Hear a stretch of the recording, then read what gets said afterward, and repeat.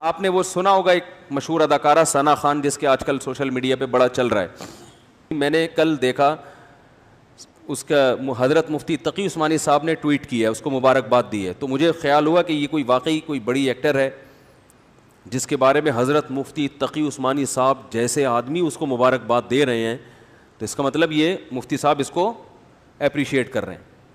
تو خیر میرا رابطہ ہوا, اس لڑکی کا فون آیا میرے پاس, پتہ چلا بیان سن رہی ہے. میں نے یہ اس کی اجازت سے آپ کے سامنے شیئر کر رہا ہوں.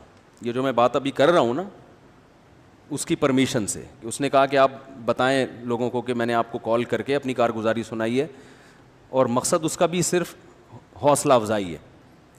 تو اس نے مجھے بتایا کہ پہلی بات تو یہ کہ میرے اوپر قطعاً کسی قسم کا کوئی دباؤ نہیں ہے جس کی بیس پہ میں توبہ کر کے بالی ووڈ کو میں نے چھوڑا ہے. اس نے بتایا کہ پہلی بات مجھ پہ کوئی کسی قسم کا دباؤ نہیں ہے, کیونکہ اس پہ الزامات لگ رہے ہیں مولویوں نے الو بنایا, مولویوں نے بیوقوف بنایا, یہ کیا وہ کیا. پہلی دفعہ تو بیچاری کا مجھ سے رابطہ ہوا ہے, ٹھیک ہے نا. اور اس نے بتایا کہ مجھ پہ کسی قسم کا کوئی دباؤ نہیں ہے, اور میں نے جو بالی ووڈ کو چھوڑا تو مجھے بالی ووڈ میں جا کے اندازہ ہوا کہ یہ کام ٹھیک, بولو بھائی, نہیں. اس میں عزت ہے, شہرت ہے, لیکن غلط طریقے سے عزت اور غلط طریقے سے دولت. عزت شہرت اور دولت جو دو چیزیں ہوتی ہیں نا انسان, دنیا کی ڈیفینیشن کیا ہے؟ پیسہ ملے اور عزت ملے, یہی ہے نا.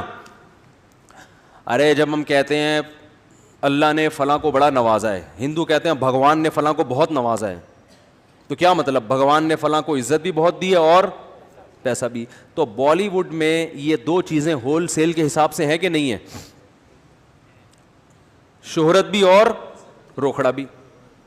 اس نے بتایا کہ ایک ایک ربن کاٹنے کے ٹھیک ٹھاک پیسے مل جاتے ہیں, صرف افتتاح کرنا ہے نا کہیں جا کے صرف کینچی سے.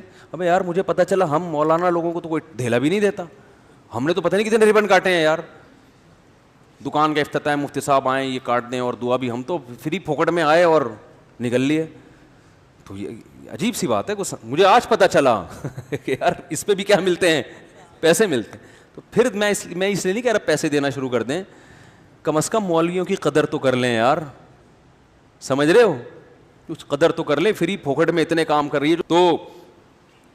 تو اس نے بتایا کہ ایک ربن کاٹنے کے اتنے پیسے, ان افتتاح کر کے بھی فلاں ایکٹریسز آئی ہیں اور ماشاءاللہ ہمارے یہاں. تو اس نے کہا میں عمرہ کرنے گئی انہی پیسوں سے, لیکن میرے دل میں خلش تھی کہ میں اللہ کے گھر بھی حلال پیسوں سے نہیں آئی. ایک عالم کی بات یاد آئی کہ ہیرا ہے نا, ہیرا وہ کیچڑ میں پڑا ہوا ہو پھر بھی وہ ہوتا کیا ہے؟ ہیرا.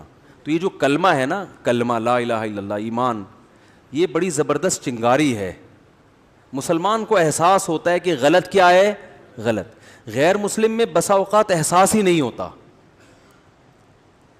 وہ کہتا ہے یار یہ سب سیٹ ہے, سب ٹھیک ہے, حالانکہ شروع میں اس کا ضمیر بھی کہتا ہے کہ یہ ٹھیک نہیں ہے, یہ غلط ہے, یہ لا الہ